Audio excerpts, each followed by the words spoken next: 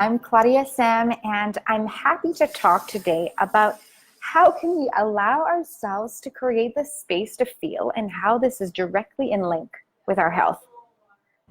So do I speak Chinese when I say that? Because I don't speak Chinese, so how can we allow ourselves to feel our emotions and bring us in total health? Okay, so if you have any comments, please let me know. How can we allow ourselves, that'll be the second question within our little live today in part, how can we allow ourselves to have a margin of E? Calling it margin of E, and I'll tell you why. And then how can we find health with a happy mind? Okay, it is very intriguing to me, and I hope it's intriguing for you. Just going to organize my screen here so I make sure I cover everything.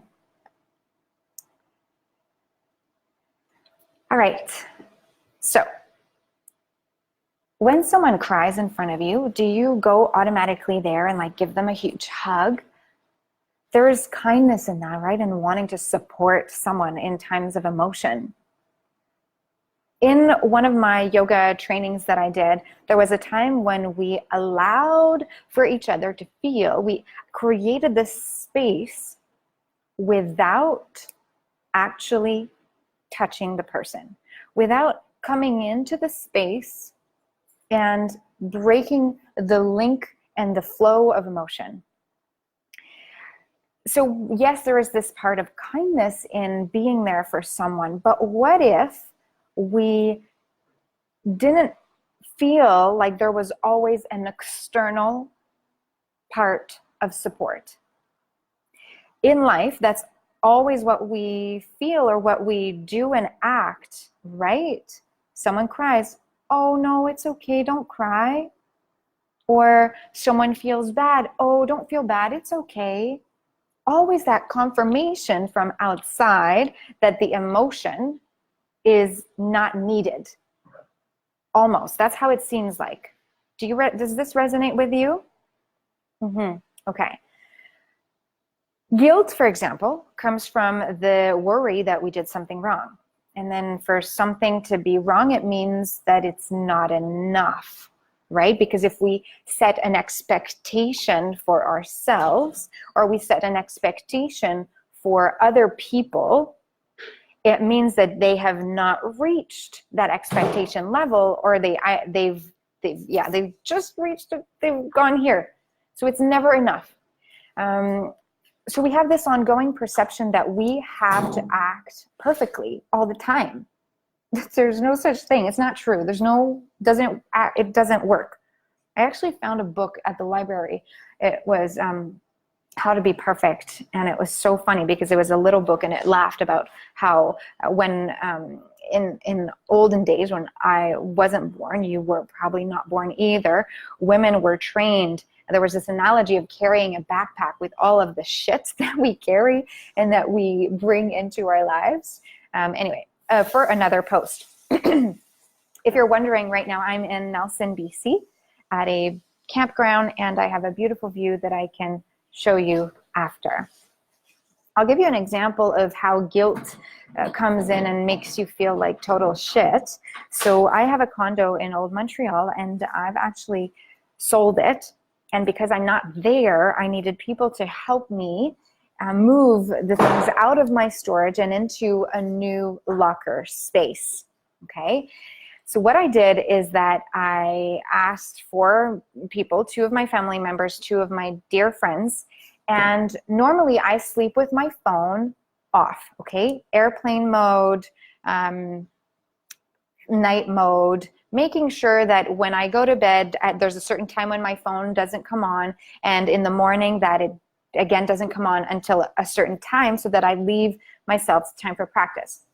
I made sure that my phone was on, that it was not on airplane mode, not on night mode, that my volume was on, so that when they were moving the things out of the storage into the other storage, I was there for them.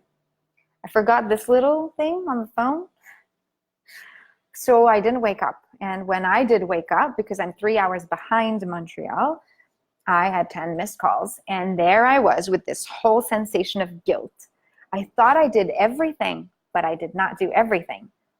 So it's never enough, right? We're never happy with what we do. Even if I had done it, there's probably something else that would have gone into my mind.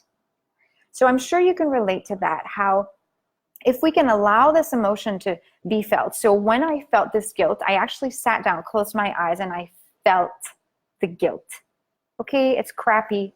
It really felt like it was this inner cloud that succumbed my whole body.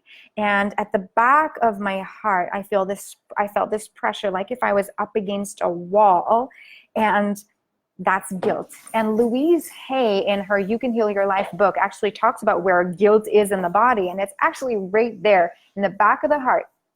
Why is it in the back of the heart? Because it's love. There would not be guilt if there was no love. Excuse me. So the second question I wanted to touch on today is, how can we allow ourselves to have a margin of E? What do I mean by the margin of E? Normally it would be margin of error, but let's change it into margin of emotion. How can we allow ourselves to have this margin of emotion? This not straight away going into, it's okay, things happen, but actually feeling the emotion. Makes me ask you, what is a mistake for you? You know, is it actually a mistake if it just happens? Probably not, right? I actually think there's no such thing as a mistake, because we're divinely connected. We're divinely aligned. Everything that we choose, that we do, is meant to be. And they're always aligned with love, always for us to become more an embodiment of love. Let me know what your thoughts are on that, or how you feel about that.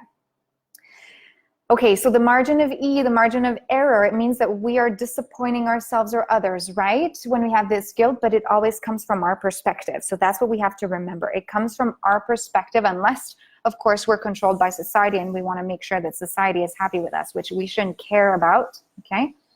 All right.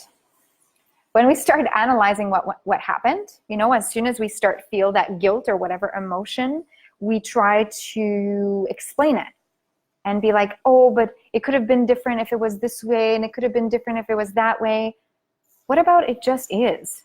Because if we take ourselves out of that moment and into the past, analyzing, we are sending messages to the brain that the emotion has no place and no space to be alive, to be there.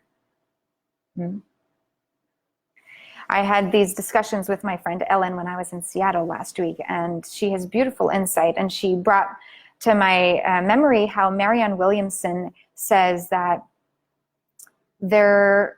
everything that is not love is a call for love. It's beautiful. It's beautiful, right? My third question is, how can we find health in a happy mind? How can we find health in a happy mind? So if we allow ourselves the margin of E, the margin of emotions, allow ourselves that space to feel into the emotion that is going on at the moment, okay? It doesn't, sometimes if you're in a group and you feel an emotion and you can't attend to it right away, maybe just say, acknowledge within yourself, okay, I feel it, I will get to you later. Just an acknowledgement that you feel that emotion. Try it. Let me know how that goes for you. Okay, so how can we find health with a happy mind? It's to feel that emotions and feel into that present moment and not be taken out of the body and into the past. Okay, it feels like when we allow ourselves that space, that spaciousness for healing, we align ourselves with love, we align ourselves with light, we tell the universe that we are ready for more of the present moment, for more interaction with alignment. Okay, what else? Yeah, I find my happiness in freedom, and freedom of mind. Man, does it feel amazing. Amazing, amazing, amazing. I love this work, and I hope you can resonate with what I'm saying. I invite you to check out my YouTube channel. I'll post the link in this video. If you have any questions, any suggestions for future subjects or topics you'd like me to address, please let me know. And also I have a beautiful guide. It's called My Absolute Guide to Happiness and Health, 15 Yogic Lifestyle Steps. I would love for you to get it for free. I'll also put the link in the video so you can check it out and yeah, try and bring your morning into an awareness lifestyle routine to set yourself up for happiness and health. I'm so glad you're here. Thank you so much. And have a beautiful, loving day. Namaste.